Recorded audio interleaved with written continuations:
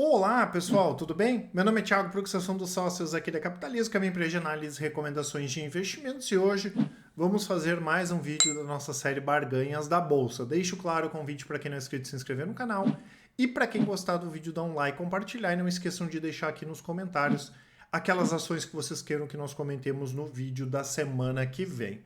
Mais uma vez, vamos falar aí de barganhas e ciladas, lembrando, né, pessoal, que nós temos um vídeo que já vai ser colocado no nosso canal especial aqui para quem é cliente da Capitalizo, né, falando mais em termos de recomendação. Obviamente, eu vou falar aqui que se o pessoal da análise acha ou não interessante esses ativos.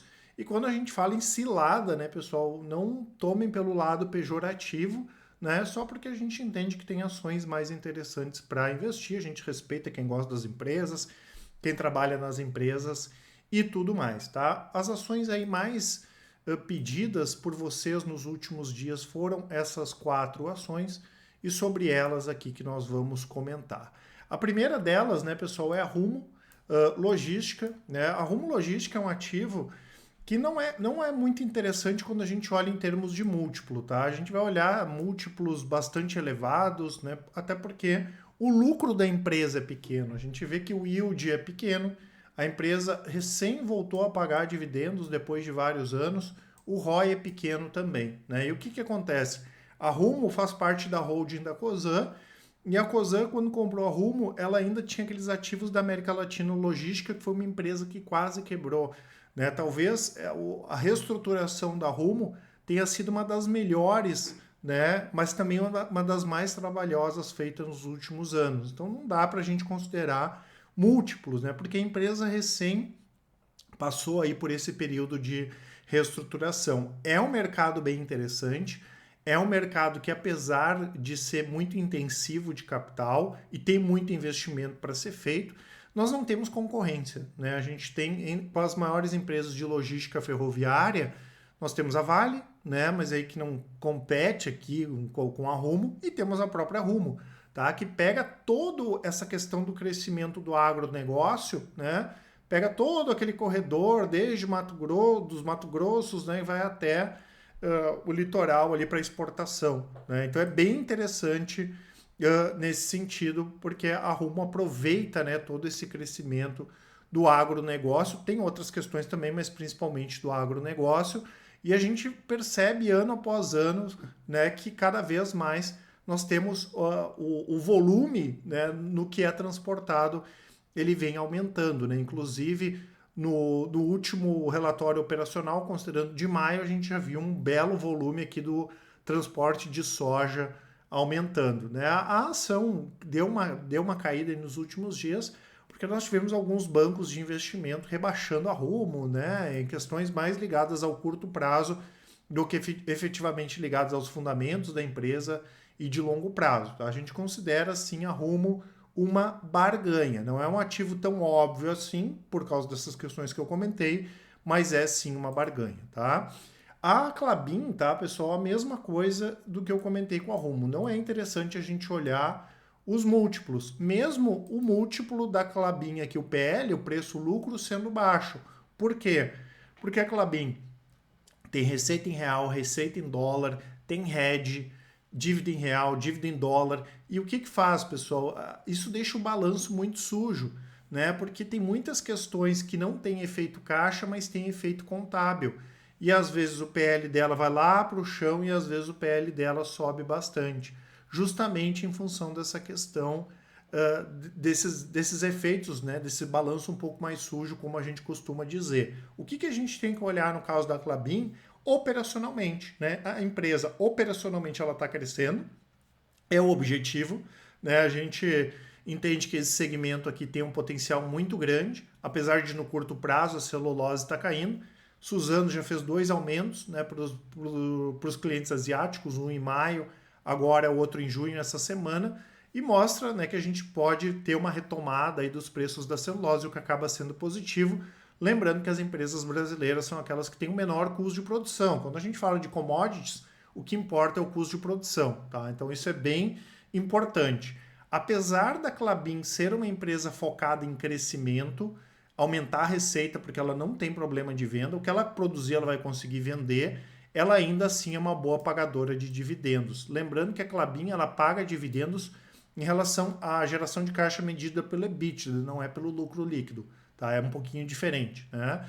E como ela tem essa questão contábil dela, que acaba, né, fazendo com que o lucro suba ou caia um monte sem necessariamente ser uma questão operacional, o ROI dela também aqui está na casa de 45%, que a gente não vai levar em consideração, porque operacionalmente esse ROI é menor, tá? A gente teve essas questões contábeis aí que eu comentei que acabaram inflando o ROI. Então não adianta olhar o indicador por si só, né? A gente tem que entender por que o indicador é alto ou não, né? Lembrando que nós tivemos uma notícia muito boa essa semana, que foi o início da segunda fase, né, das operações do projeto Puma 2, o início aqui da operação da máquina de papel cartão. Né? Quando tiver tudo lá ok, vai ser mais de 460 mil toneladas a mais por ano, e aqui vai entrar muita receita, tá, pessoal? Claro que tanto Suzano quanto Klabin estão no momento de investimentos, mas quando essas empresas diminuírem esses investimentos, vocês vão ver que vai entrar dinheiro para caramba, as empresas vão gerar muito caixa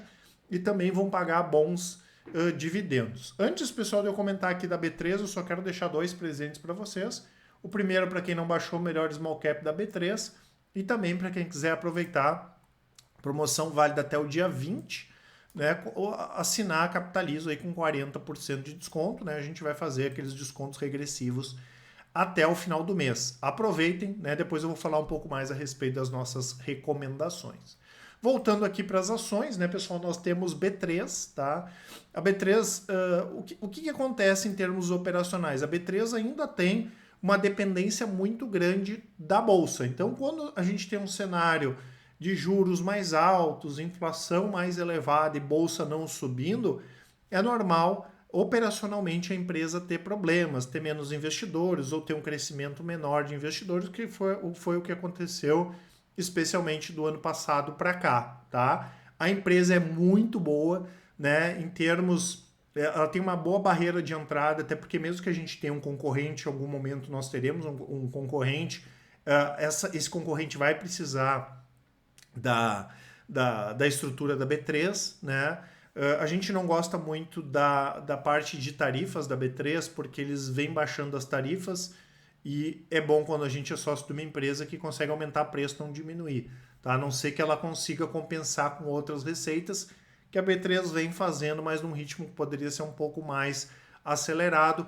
A empresa tem uma qualidade muito boa, o sistema é um sistema verticalizado, desde quando a gente manda o dinheiro, a questão da conta da corretora, a custódia, né? É bem interessante nesse sentido, tá? Claro que ela é uma empresa de qualidade superior.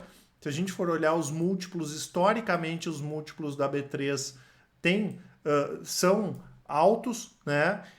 É uma boa pagadora de dividendos, apesar do yield estar mais baixo nesse momento. Ela distribui muito dividendo, até porque ela não tem muita necessidade de investimento. E também é uma empresa que costuma ter altas margens, tá?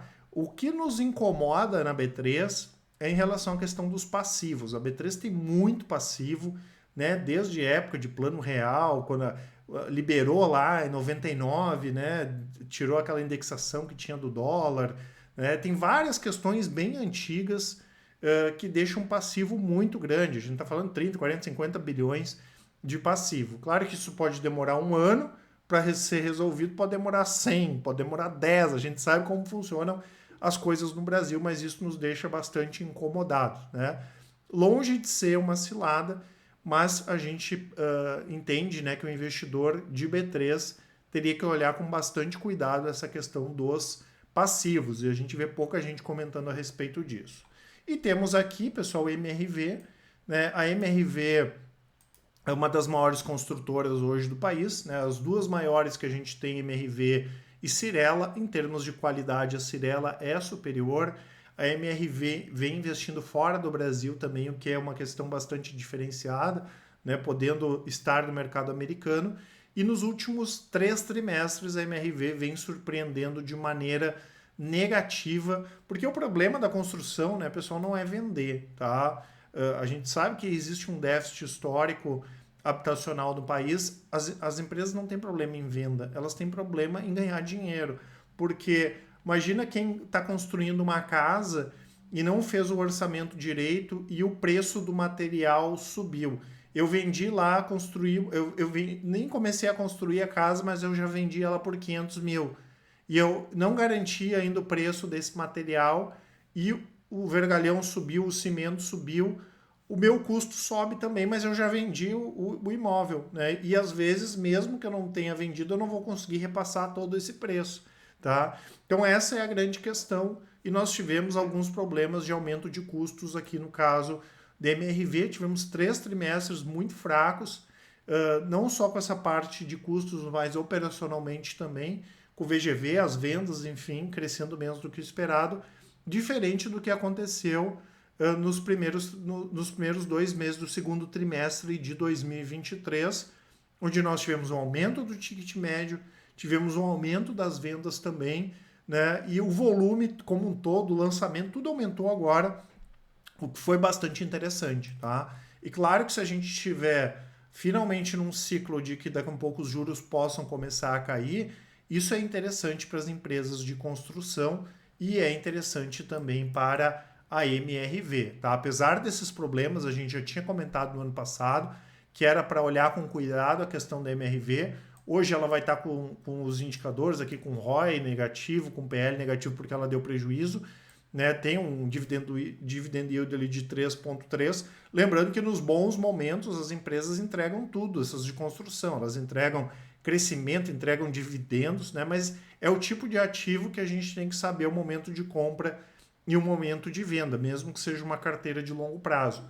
A gente considera, sim, uma barganha MRV. Nós entendemos que tem ativos mais interessantes no setor de construção, mas MRV, sim, é uma barganha, tá? Temos aqui Rumo, a gente considera barganha, Klabin a gente considera barganha, MRV barganha e B3 não. Não dá para chamar B3 de cilada, mas a gente tem que ficar de olho em relação a essa questão do passivo da companhia. Eu vou deixar para vocês aqui na descrição o nosso site, né, pessoal, que tem as nossas assinaturas, tem informações a respeito da promoção e tem todas as nossas estratégias. Vocês podem ver ali que os resultados da Capitalizo são os melhores do mercado, tanto de longo prazo, as estratégias de médio e curto prazo.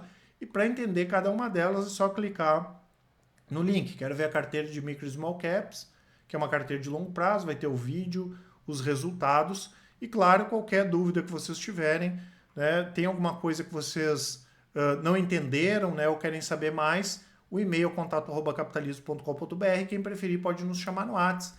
É só mandar um áudio ou uma mensagem que com certeza o pessoal do atendimento vai auxiliar a todos. Um grande abraço e ótimos investimentos. Até mais.